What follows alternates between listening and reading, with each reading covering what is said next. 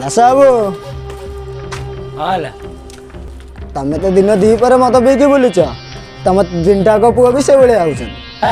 ତମେ କଣ କହିବ ମ? ମୋର ତିନିଟାକ ପୁଅ ହଉଛନ୍ତି ହୀରା ହେଲା। ଯେତିକି ଲୋକ ସେତିକି ରୁହ, କାଲି ଆସିଲେ ମୋ ଘର ଭିତରେ ମୁଣ୍ଡ ପୁଡ଼ିବାକୁ। କି ଭଳିଆ ଯୁଗ ହେଲା, ବାପ ଯେମିତି କି ପୁଅ ବି ସେମିତି।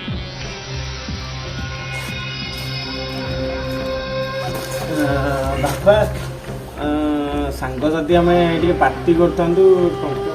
ଆରେ ସେମିତି କଣ ବାପ କଣ ଟଙ୍କା 1000 ଦେବେ ସାଙ୍ଗେ ସାଙ୍ଗେ ପାର୍ଟି କରେ। ଆରେ କଣ ଦରକାର ବାହାରକୁ କାହିଁ ଯିବୁ, ଏଇଠି ଅଛି ନେ ତ।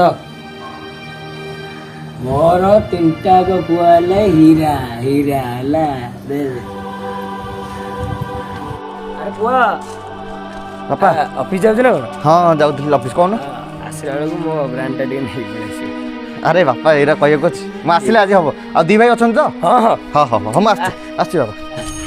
ମୋର ତିନିଟାକ ପୁଅ ହଉଛନ୍ତି ହୀରା ହୀରା।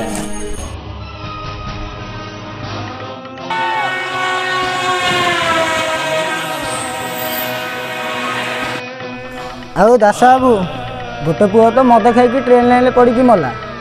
ଆଉ ଗୋଟେ ପୁଅ କୁଆଡ଼େ ଯାଇଛି ଯେ ତା ପତା ମିଳୁନି। ଆଉ ସାନ ପୁଅ କୋମାରେ ପଡ଼ିଛି, ଘରେ ଥାଇକି କେତେ ନ ଥାଇକି କେତେ। ମୋର ଭୁଲ ହେଇଯାଇଛି ଭଗବାନ, ମୋ କୁକୁର ମୋ ଭାଇ ମୋତେ କ୍ଷମା କରିଦିଅ। ଦାସ ବାବୁ, ସମୟ ଗୋଟେ ଥର ହାତରୁ ଖସିଗଲେ ଆଉ ଫେରି ଆସେନି।